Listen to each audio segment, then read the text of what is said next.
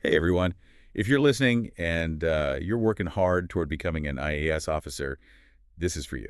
And for anyone who just loves, learning new things, keeping up with what's going on in the world. Absolutely. We're going to take all those big news stories from December 15th and find the hidden gems. The stuff that might just give you an edge, whether it's for the UPSC exams or just for life in general. Exactly. Think of this deep dive as like your crash course on current events. Yeah, but tailored specifically for curious minds. Exactly. Yeah. Okay, so to guide us on this journey today, we've got two sets of prelims pointers.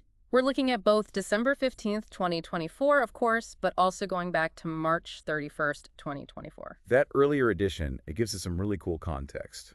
Things that might not be front page news right now, but could still be relevant, Absolutely. Yeah.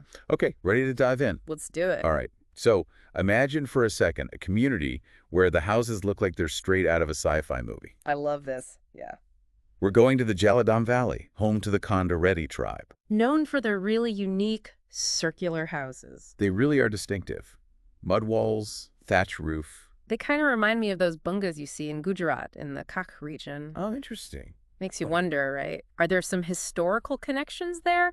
Or is it just like similar solutions? Yeah, to similar environmental challenges. Exactly. The one thing that's really fascinating about the Konda Reddis is their deep connection to the Godavari River. It's not just water, right? It's woven into their whole way of life. Their identity, even. Their sustenance, yeah. And their agriculture, everything. Speaking of agriculture, the Konda Reddis practice something called shifting cultivation. Ah. So Yes. for those of us who maybe aren't familiar with that, It's basically rotating, Yeah. instead of farming the same plot year after year. giving the earth a break, basically. Exactly. It's like super relevant today with all the talk about sustainability and all. This is where it gets really interesting for our UPSC folks. This ancient practice, it could pop up in questions about all sorts of things Oh, yeah.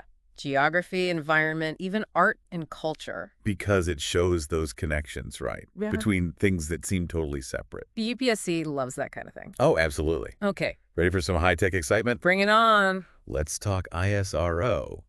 They just aced this big test of their CE-20 cryogenic engine. It's like the heart of those massive LVM-3 rockets. And here's the kicker. It's entirely indigenous. Made in India. Yeah, showing off India's growing technological muscle. Okay, so break it down for us. What exactly is a cryogenic engine? Imagine a rocket engine, but it's powered by this super-cooled liquid fuel. Oh, wow. These things are powerhouses. They give you the massive thrust you need to launch those heavy payloads into space. So this test, it's a pretty big deal, right? Huge. It paves the way for India's Gaganyaan mission, our human spaceflight program. Oh, Plus, it means ISRO can launch bigger satellites, explore further into space, all that good stuff. and speaking of supporting brilliant minds, there's another cool development, the DAE-Homi Bhabha Chair Scheme. Ah, yeah, it's like a prestigious fellowship for our top scientists and engineers. So picture this, a monthly honorarium of $200,000 plus big grants for research and equipment. Not bad, right? A nice incentive to keep those brains working. So who are they looking for specifically? Experts in really sensitive and critical tech areas, the kind of stuff that's vital for the Department of Atomic Energy. Cutting edge stuff then.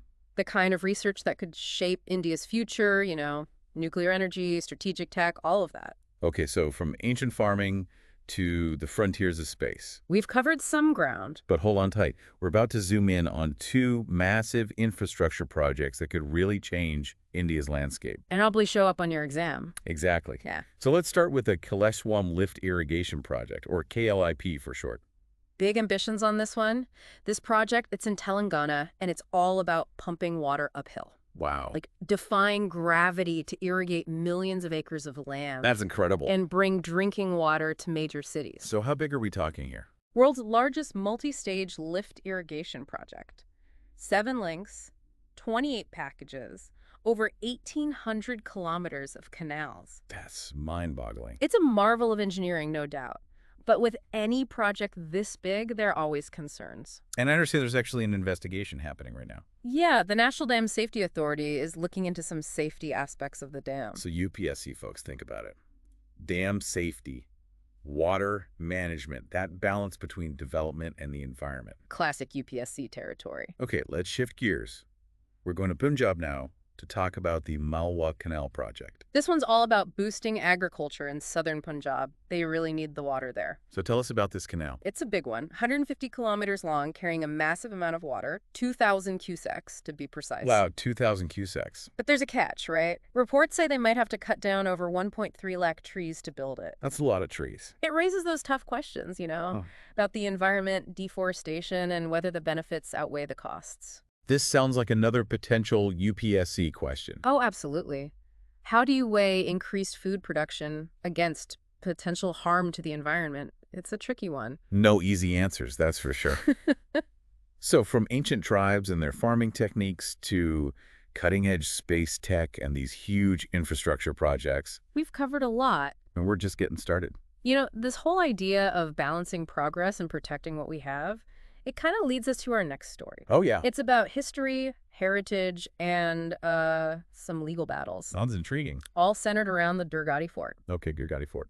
I'm listening. So for almost 50 years, a Muslim trust, they claimed ownership of a prayer space inside the fort. Okay. But recently, a court ruled in favor of the state government. So the trust lost their claim. Exactly. And it's not just about property rights, It gets into all these complex issues. Like what? History, religious identity, how they all play out in India today. It's a powerful example, right? Okay, how the past can still affect us today. Totally. And those echoes of history, they can lead to legal fights, social debates, you name it. So tell us a little more about Durgadi Fort itself. What's its story? Well, it's a fascinating place. It's strategically located on the banks of the Ulhas River Okay. near Mumbai, and it was built by, wait for it, Chhatrapati Shivaji Maharaj. Wow, that's a big name in history. Right. So it wasn't just a military stronghold, it was also the birthplace of the Maratha Navy. Think about that. Okay, so for our UPSC preppers out there, this story has, multiple layers to it. Oh, yeah. You've got history, obviously, Uh-huh. but you could also get questions about legal disputes, religious sites, how they fit into a diverse society. It really shows how everything's connected, right? Exactly. Okay, ready for a change of pace? Always. Let's go from a contested historical site to a haven for biodiversity. We're heading to the Sultanpur National Park. Sultanpur National Park in Haryana. You got it. Yeah. And there's some good news here. Sultanpur just got recognized as a Ramsar site. Ramsar site. Remind us what that means. It's a wetland of international importance. Oh, cool. So it's not just, a local thing. Nope, this is global. The Ramsar Convention, it's an international treaty, It highlights how important ecosystems are Right. and how countries need to work together to protect them. So Sultanpur being on this list, it's a big deal for India. Huge! It shows India's serious about protecting its natural heritage. And it probably puts Sultanpur on the map for, fun and research. Absolutely. And UPSC folks, take note. What is the Ramsar Convention? Why is it important? How does the site get on the list? Those are all potential questions. Good to know. But I understand there's also some bad news at Sultanpur. Yeah, unfortunately. There have been reports of illegal construction going on near the park. Oh, no. That could really damage the ecosystem there. Exactly. Remember, Sultanpur is home to over 320 bird species. Lots of migratory birds, too. Oh, wow. So they're flying in from all over. Yep.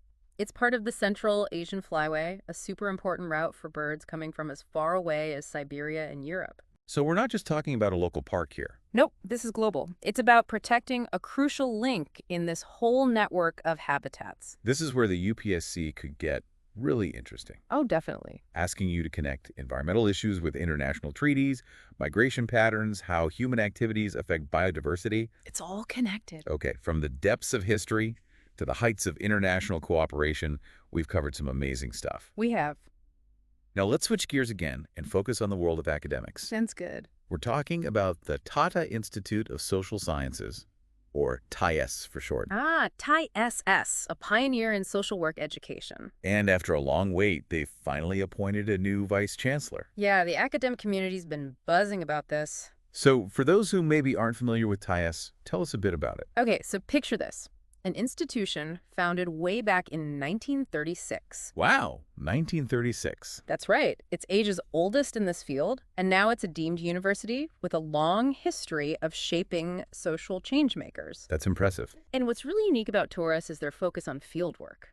It's not just about books and lectures. They get out there into the real world. Exactly. Engaging with communities, putting their knowledge to work on real problems. And since Taurus is a deemed university, It falls under the UGC, right? That's right, the University Grants Commission. They're the ones who set the standards for universities in India. Making sure everything's running smoothly. You pretty much think of the UGC as the watchdog for higher education, making sure quality is high across all those different universities. You know, it's amazing to think about all these different institutions and how they all contribute to India's growth. It's like a big puzzle with each piece playing its part. Totally.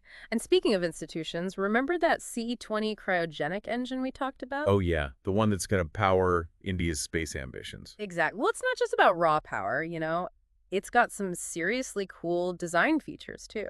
Like what? Well, for one, it's got this brand new nozzle protection system. It's kind of a big deal in the tech world. Okay, so what does it do? It basically makes the whole engine testing process way smoother, more efficient, more reliable. So it's like those small details that can make a huge difference. Absolutely. It's a great example of how innovation isn't always about these massive leaps forward. Sometimes it's about those little tweaks that make things work better. I like that.